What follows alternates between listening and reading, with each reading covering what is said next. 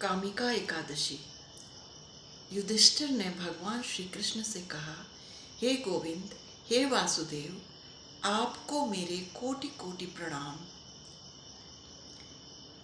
हे माधव, श्रावण मास के कृष्ण पक्ष में जो एकादशी होती है उसका नाम क्या है, उसके व्रत करने की विधि क्या है, उसके व्रत करने से किस महात्म्य का फल प्राप्त होता है, कृपा करके मुझे विस्तार पूर्वक बताइए।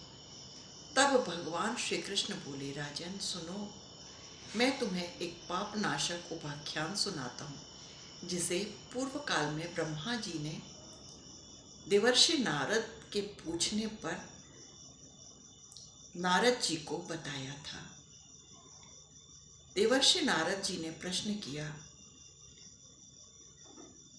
हे भगवान, हे कमलासन, मैं आपसे यह सुनना चाहता हूँ कि श्रावण के कृष्ण पक्ष में जो एकादशी होती है उसका नाम क्या है, उसके देवता कौन है तथा उसके व्रत करने से किस प्रकार का पुण्य फल प्राप्त होता है, यह सब मुझे विस्तार पूर्वक बताइए। तब ब्रह्मा जी ने कहा, हे नारद सुनो, मैं संपूर्ण लोकों के हित की इच्छा से तुम्हारे प्रश्न का उत्तर दे रहा हूँ। श्रावण मास में जो कृष्ण पक्ष की एकादशी होती है उस एकादशी का नाम कामिका एकादशी है। कामिका एकादशी के स्मरण मात्र से वाजपेय यज्ञ का फल प्राप्त हो जाता है। कामिका एकादशी के दिन श्रीधर, हरि, विष्णु, माधव और मधुसूदन आदि नामों से भगवान केशव का पूजन करना चाहिए। भगवान श्री कृष्ण के पूजन से जो फल प्राप्त होता है वह गंगा, काशी, नैमिषारण्य तथा पुष्कर क्षेत्रों में भी सुलभ नहीं है। सिंह राशि के बृहस्पति होने पर तथा व्यतिपात और दंड योग में गोदावरी नदी में स्नान करने से जिस फल की प्राप्ति होती है वही फल भगवान श्री कृष्ण के पूजन से भी प्राप्त हो जाता है। जो समुद्र और वन सहित संपूर्ण पृथ्वी का दान करता है तथा जो कामिका एकादशी का व्रत करता है वे दोनों ही समान फल के भागी माने गए हैं।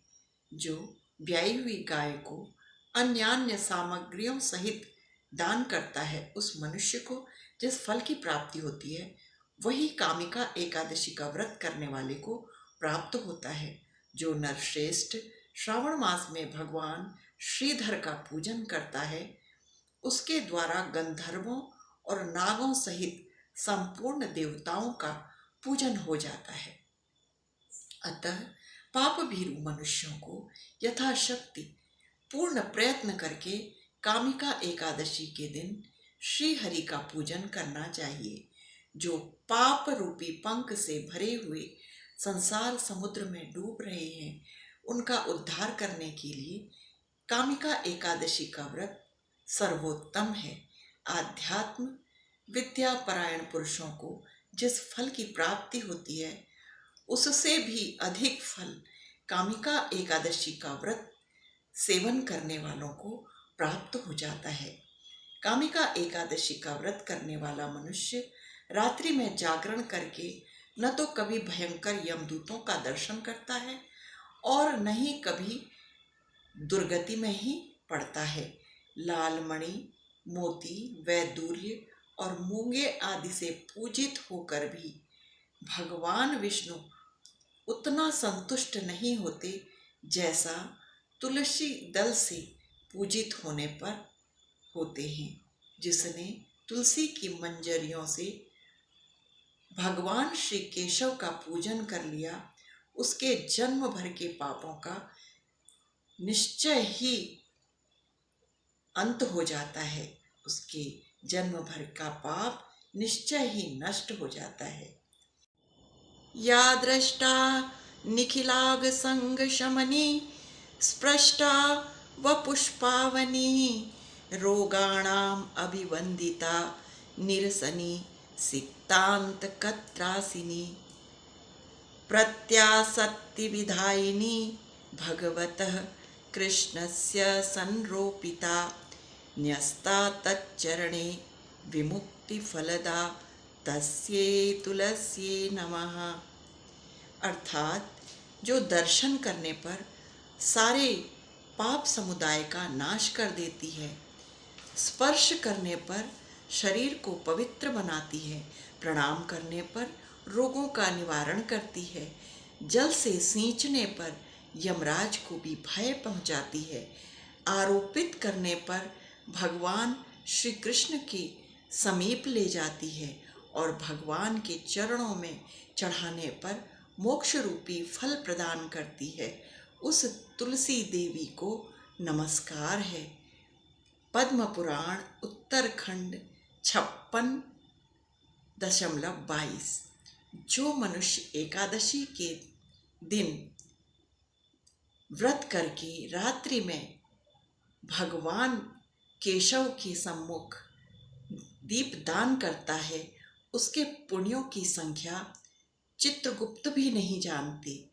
एकादशी के दिन भगवान श्री कृष्ण के सम्मुख जिसका दीपक जलता है, उसके पितर मोक्ष की प्राप्ति करते हैं।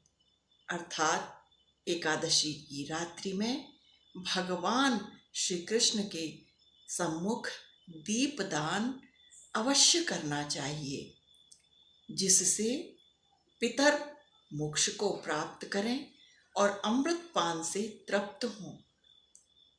घी अथवा तिल के तेल से भगवान कृष्ण के सम्मुख दीप जलाकर मनुष्य देह त्याग के पश्चात करोड़ों दीपकों से पूजित हो मोक्ष की प्राप्ति करता है।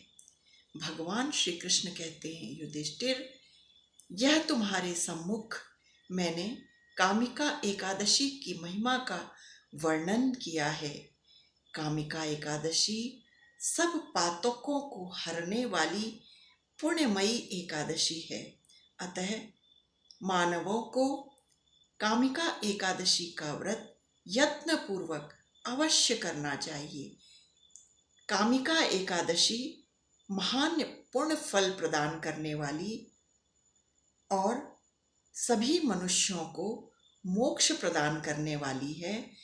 जो कामिका एकादशी के व्रत का विधि विधान पूर्वक व्रत कर रात्रि में जागरण कर भगवान श्री कृष्ण के सम्मुख दीपदान अर्पित करते हैं।